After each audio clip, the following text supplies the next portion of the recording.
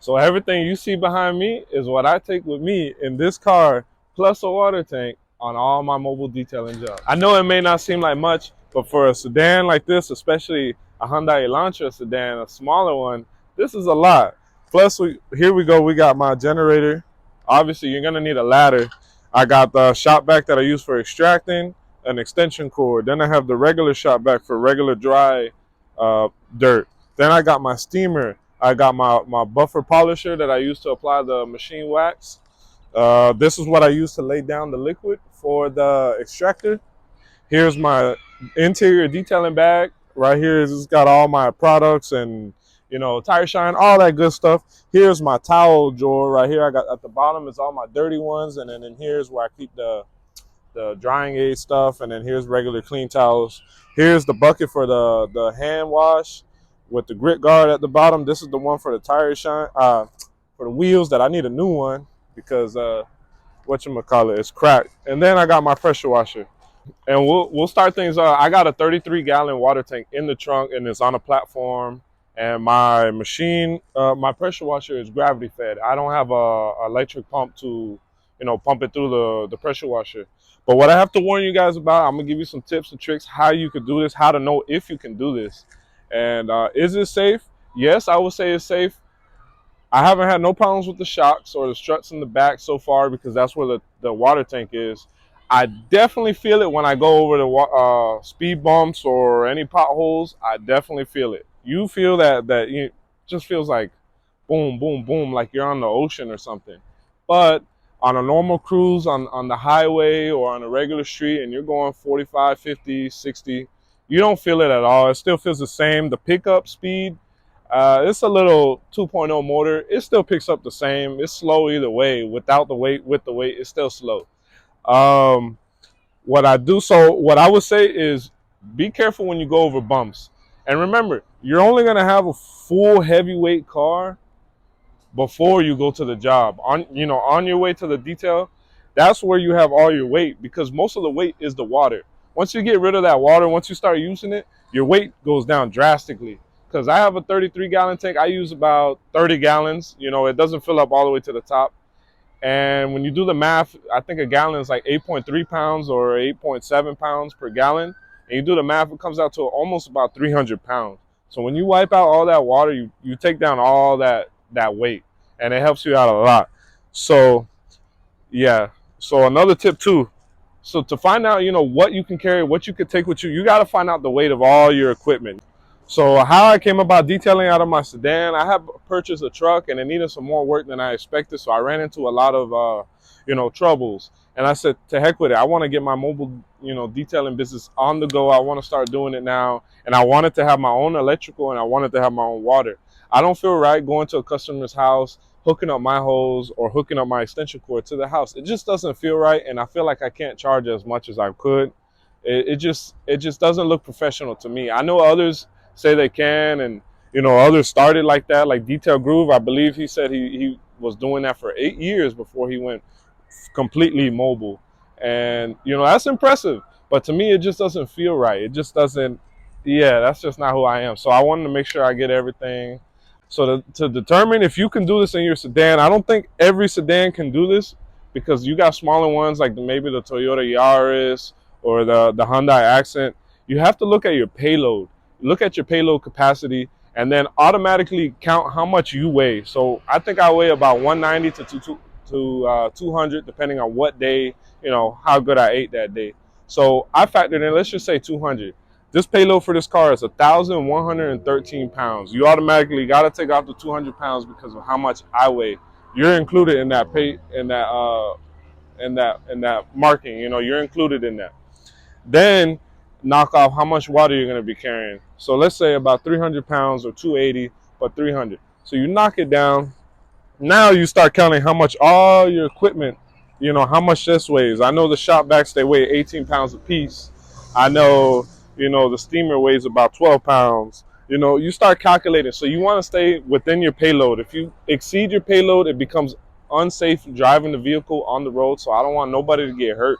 You know what I'm saying? I know, don't want nobody to get hurt. But so yeah, check your payload. It's easily on on Google, just type in your car, the year, the make, and then just, even the trim level, because different trim levels have different payloads as well.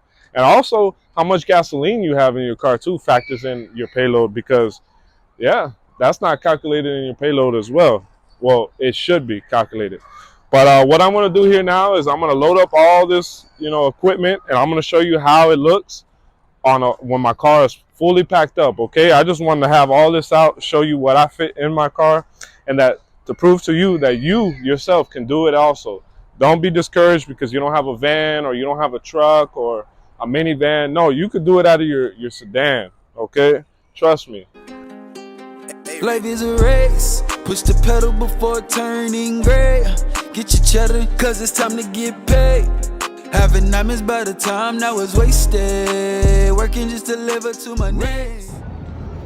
All right, okay, so check this out, man. It's possible, it's doable. I got all my equipment in here. I got my tire inflator. I carry that around in case I get a flat, or I fill up the customer's tires too. As you can see, I got my steamer down there. I got my water thing down there. Here's my hand wash bucket right there. It's wedged in between the shop vac and the generator. I put the generator on this side because it's pretty heavy and I'm sitting on that side, so I kind of want to like balance out the weight. Here I have my towel thing. It's not fully set up right now. I gotta do laundry, I gotta wash all my towels, but this is just for video purposes. So I leave it like this so I don't have to take it out the car. Sometimes I do to use this as a table. That's what I need to carry around with me though, a table, so when I'm doing my stripes on the carpets. But yes, I just come out here, pull out all my towels. This is my polisher. I don't whip this out every time because not every customer wants a machine wax. But let's go ahead back here and show you here's my tire bucket where I got all my tire brushes and all that. That's the water tank right there. And I got it ratchet strapped down to a piece of plywood, and so it doesn't fly nowhere. Then I got another ratchet strap going, this blue one, it actually goes back there and it goes to the child restraints. So if I slam on the brakes one time or one day, it does not, fully fall backwards or forward. I can't remember how the inertia works, but this is the fill port. I got a quick connect, and then on my hose from the house, it's quick connect. So I just open that nozzle because you got to have oxygen flowing into the tank or it'll explode. This is what I use for big trucks or, RVs. There's my interior detail. It doesn't have all the products in it right now. I got to do some setting up again. So there is my pressure washer. It's quick connected to back down there, and it goes down there gravity fed. I took out my spare tire, so I don't have a spare tire right now. So if I'm on the road and my tire pops, I'm screwed, but I'm willing to go against the odds. I need a hose reel because every time I'm on the job, this is crazy. This pressure washer comes with like a 25-foot electrical outlet thing, and it gets tangled a lot. For some reason, it just gets tangled like crazy. So my next investment will be a hose reel because, yeah, it's pretty messy. But it's nothing a couple untangles can't do. I carry around an extra gun. I always carry around an extra foam cannon. Let's move over to this side. And there's one piece of equipment that I'm missing, and it's my blower. But I normally just lay it right here. As you can see, I got plenty of space. I just put it on top.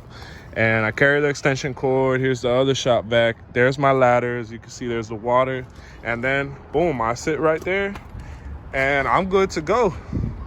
I back in my lot. I back in right here. My spigot is over there, and I bring the hose, fill it up, and yeah.